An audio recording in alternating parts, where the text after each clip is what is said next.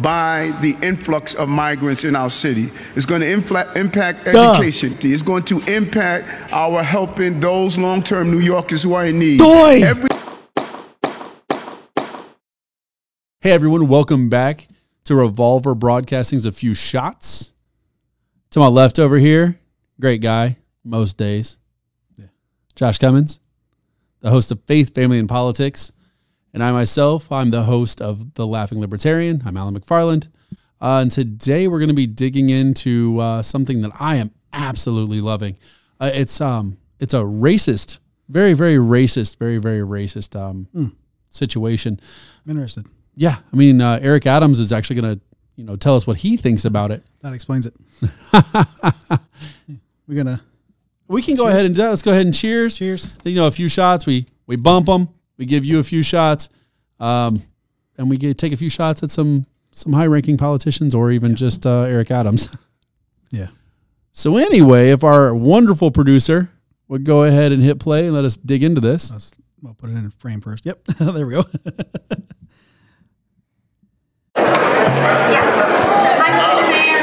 For you, Title 42 is expected to expire on Wednesday. Is expiring on Wednesday. What is the city preparing for as the Chicano migrants could now surge after we've seen weeks of them not coming here? What are the preparations the city is making in case that surge comes down? Pause it for a second. Well, so what she's asking is essentially, to distill it real quick, what is his plans to for his city to do once the Title 42 ends? That's essentially what she's asking. So that's pretty huge right now. Title 42, if you guys didn't know, was something put in place by Donald Trump. I don't know. I'm the best president there ever was. Better than Lincoln. Better than Washington. Even has laser beams coming out of his eyes in some pictures. Some great NFTs. They were only $99, already sold out by the way. So Title 42 was put in place during COVID, essentially saying, hey, let's stop people from coming across the border into our country because of COVID, because of health reasons, okay? And it's set to actually expire. Now, that being said, when Title 42 was put in place, because every single thing Donald Trump did was considered racist, I don't know why, he shares a nice shade of orange, which seems like he'd be perfectly fine with anybody who's brown. But because it was racist then, it was overlooked, it was used against him.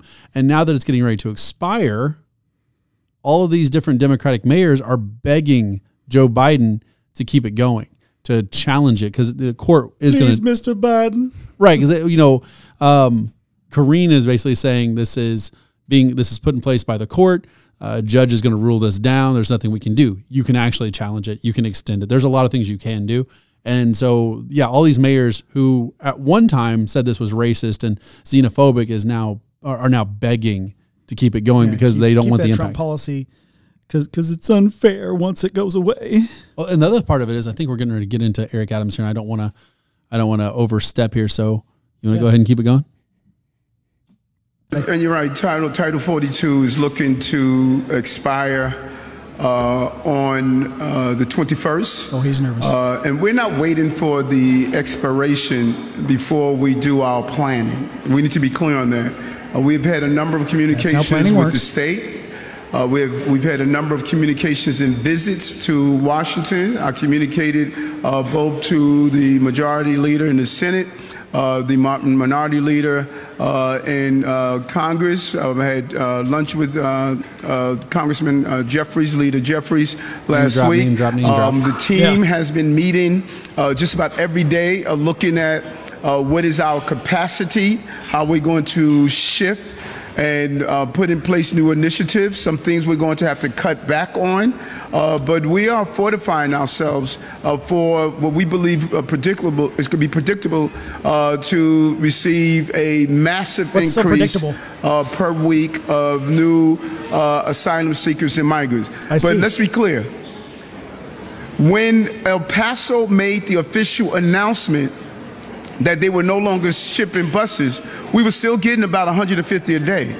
And our numbers increased from 20-something thousand to almost 30-something thousand. So we were still getting an influx. This has never really was eradicated. It may have dissipated a little, but it wasn't eradicated. But the end of the conversation I've been frustrated throughout my life in public service. I've never been more frustrated now. This is a national problem. El Paso shouldn't be going through this. Chicago should pause it. So it's a national problem. Yeah. He's never been more frustrated. 20,000 to 30,000. That's how open borders work, stupid. Right. And we're sitting there talking about Texas. All those mayors, they were like, oh, mayors and governors who were like, how dare he be so racist that he loads these people up on buses and sends them out to our cities? You know what? Lori Lightfoot, you send as many as you want and we'll give them refuge. We'll give them, sanctuary cities, right? They're seeking. Until they showed up on her front doorstep. Right, exactly. And then she shipped them into the suburbs. And these people were criticizing the people in Texas, and all the people in Texas, the mayors in Texas, were basically saying, how are we supposed to deal with this? How are our systems, because we're not getting any federal help, how are our systems supposed to support this many people? You're talking healthcare. These are people without insurance, without any documentation. Hospitals typically help everyone, especially if they have some kind of illness that could possibly kill them.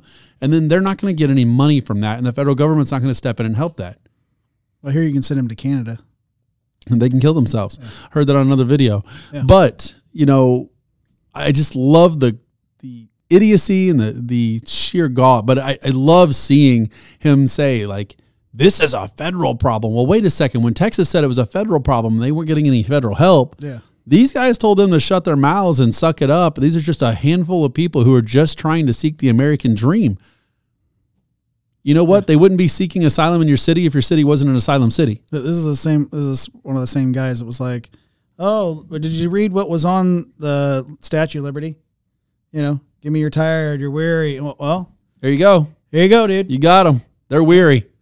Yeah, I'm tired and sick, and they want your food. They want your medical care and all that good stuff. And I'm not saying that these people are coming here and doing horrible things. I'm just stating it's so funny that when the southern border, when states along the southern border complain about this, and they see a heck of a lot more than what the northern states are going to see, when they complain, they're bigots. Yeah. But when it starts to affect these people, only a couple thousand. We're not talking about the whole 5 million that have come across the border in the last 2 years. Thank you, Joe Biden. That's an entire city. I mean, there's a lot of cities in the United States that are a lot smaller than that, and 5 million people in 2 years. Yeah, you say you want to, you had your entire life in public service. Well, this is the public you wanted. Start serving. I would say you haven't really served them up to this point.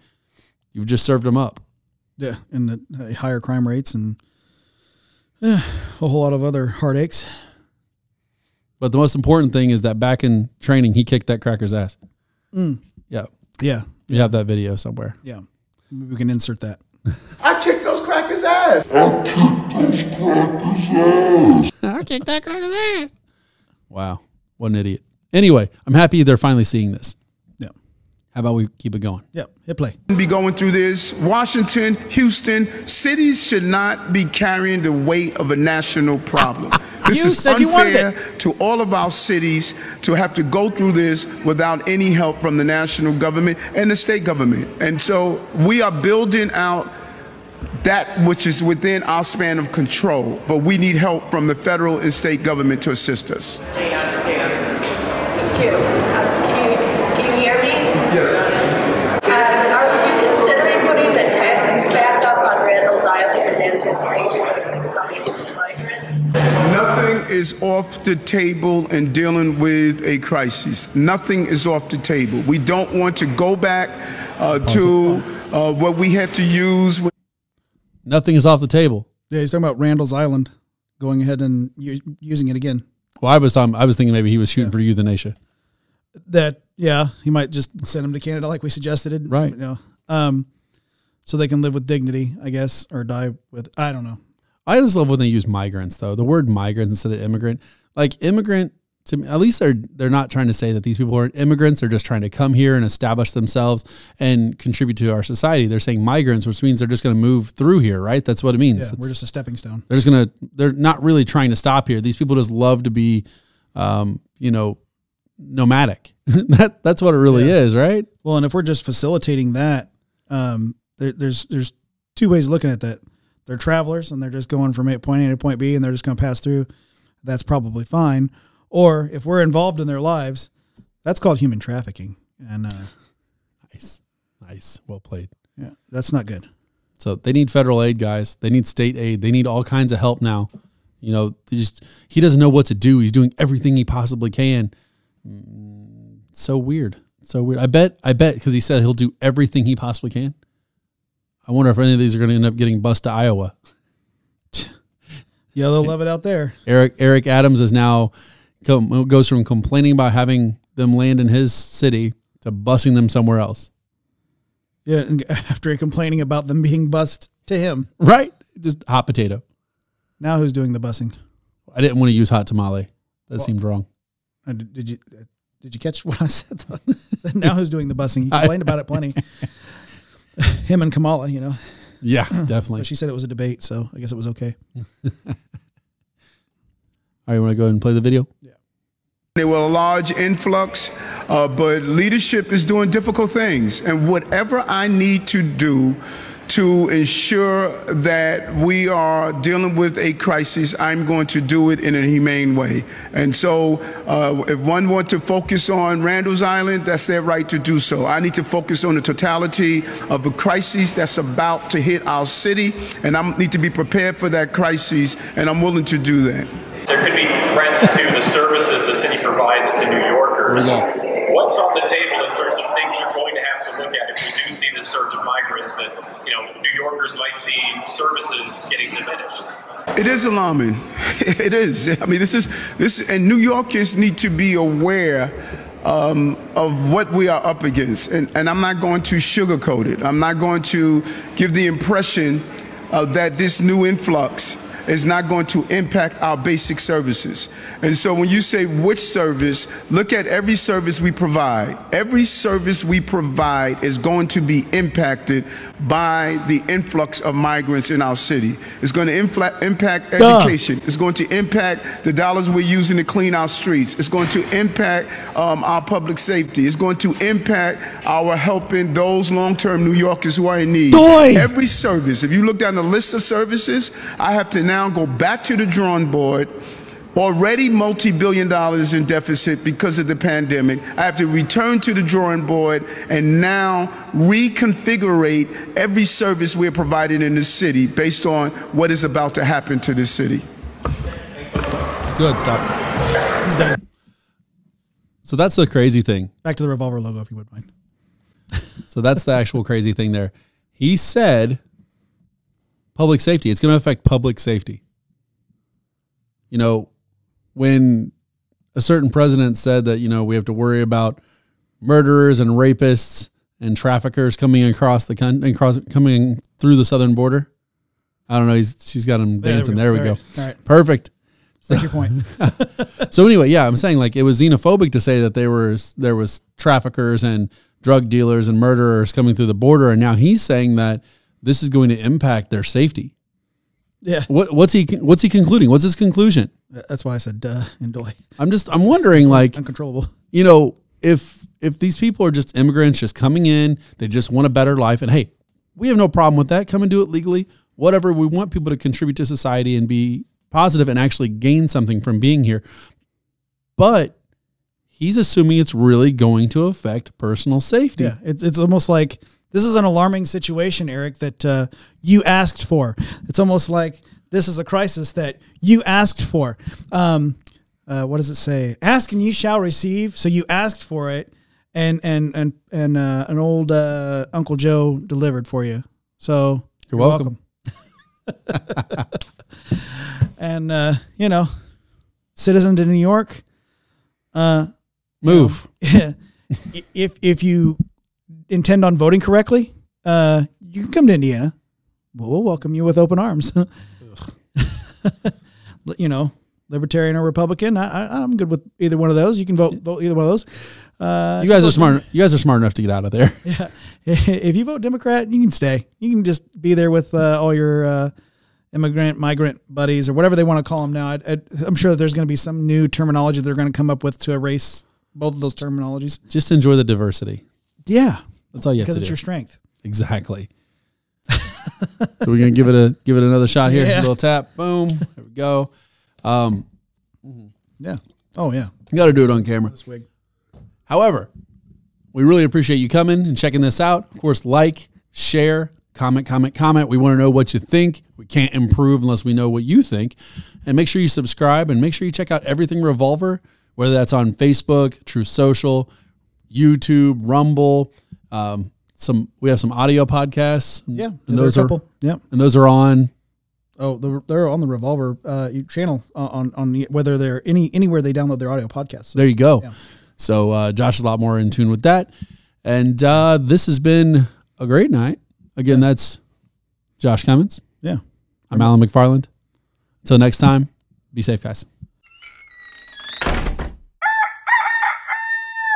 I'm dyslexic. I'm imperfect. I've been arrested. I've been rejected. Now I'm elected. I'm the mayor of the city of New York. That's my personality.